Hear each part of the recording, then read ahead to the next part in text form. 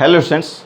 तो प्रेजेंटली मैं जो डिस्कस कर रहा हूँ आपको यह वेक्टर एंगल राइट और इसका geometrical meaning.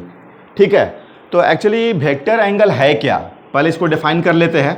Vector angle okay, तो बेसिकली वेक्टर एंगल ऐसा बोल सकते हैं कि it is the angle between to direction.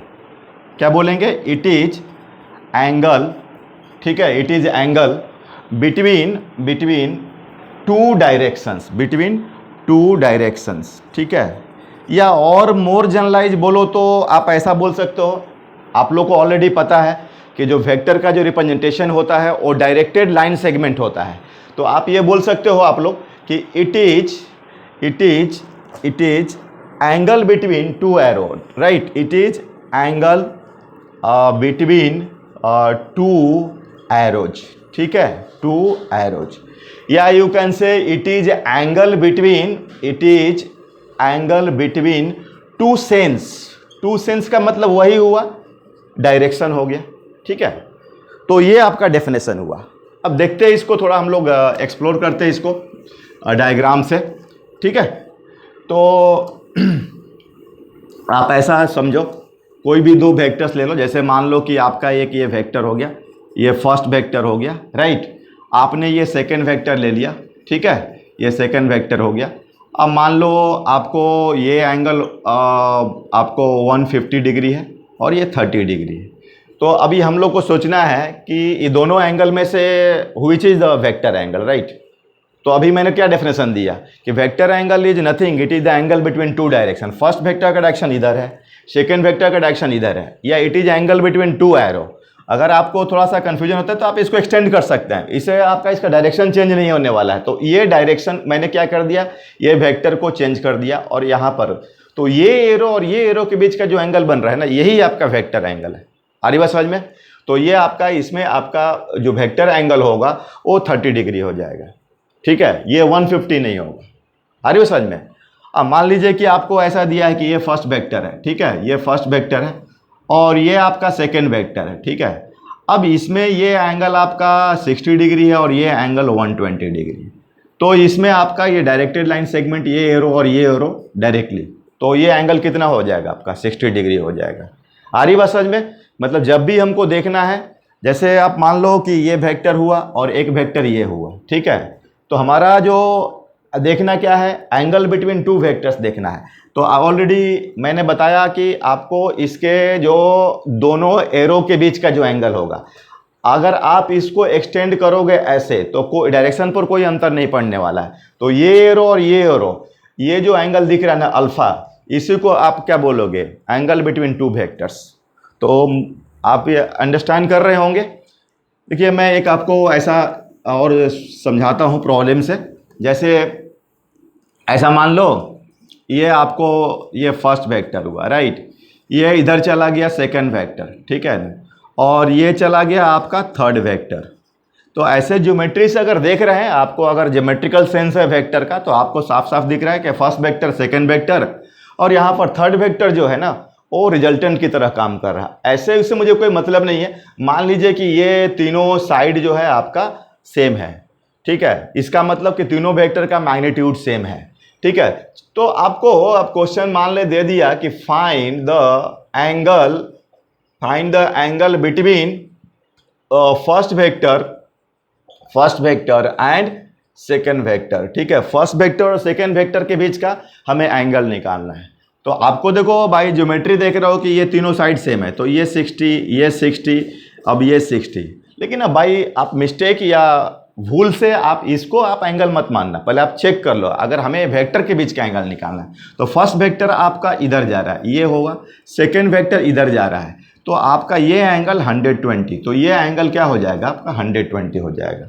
ठीक है, मतलब यहाँ पर आपका फर्स्ट वेक्टर, सेकेंड वेक्टर और थर्ड वेक्टर तीनों क्या है? सेम है। रिजल्टेंट वेक्टर भी क्या है? सेम है। और आपको फर्स्ट वेक्टर और सेकेंड वेक्टर के बीच का एंगल निकालना है।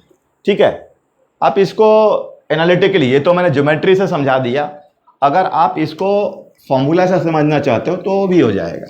जो मैंने डायग्राम जो दिया है उसमें आपको आप ऐसा बोल सकते हैं कि vector r is equal to आपका जैसे ये आप फर्स्ट वेक्टर है तो इसको वेक्टर ए ले लो, आप ये सेकंड वेक्टर बी ले लो और ये वेक्टर आर ले लो, ठीक है। तो ज्योमेट्री आप वेक्टर आर किसके बराबर दिख रहा है, ये वेक्टर ए एंड तो वेक्टर ए प्लस बी, ठीक है, ए प्लस बी। अब ये R is equal to A is equal to B दिया हुआ है, ठीक है ना, सब सेम है। इसको आप कुछ एक्स मान लो और आपको इसके ए और बी के बीच का एंगल निकालना है, ठीक है, ए और बी के बीच का एंगल निकालना है। तो आप इसका वेक्टर को हटाओगे, मॉड लोगे, क्योंकि आपको एंगल कैलकुलेशन करना है। तो आप ऐसा कर सकते हैं, mod of R is equal to mod of A plus B, ठीक है, या R square is equal to A square plus B square plus 2ab cos theta. तो तीनों का value X square is equal to X square plus X square 2x square cos theta. तो ये तो 2x square हो जाएगा, ठीक है, इधर आएगा तो minus X square 2x square cos theta. तो ये गया cos theta is equal to कितना हो गया, -1/2। तो cos theta is equal to cos 120। तो theta is equal to how much this, it is 120 degree. तो देखो ये आपको एनालिटिकल भी निकल गया। तो आप ज्योमेट्री से भी इसका कर सकते हैं कैलकुलेशन और बाय एनालिसिस भी कर सकते हैं।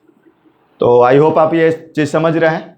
मतलब हम लोग क्या डिस्कस कर रहे हैं, एंगल बिटवीन टू वेक्टर्स, या you can say it is angle between to direction, या एंगल बिटवीन टू एरो, ठीक है, ये वाला एंगल, ठीक है ना। ये तो 60 होगा और ये होगा 120, ठीक है। और भी कुछ प्रॉब्लम देखते हैं। जैसे मान लो आप ऐसा है, आप समझो सपोज दैट ऐसा क्वेश्चन दे दिया मैंने कि मान लो कि ये कोई वेक्टर है, ठीक है, एक दूसरा वेक्टर इधर चला गया और रिजल्टेंट वेक्टर इधर चला गया, ठीक है। ये मान लो 4 है आपका, ये 3 है और ये 5 है, ठीक है। तो अब ये मान लो ये आपका फर्स्ट वेक्टर है, ये सेकंड वेक्टर है और ये आपका थर्ड वेक्टर है।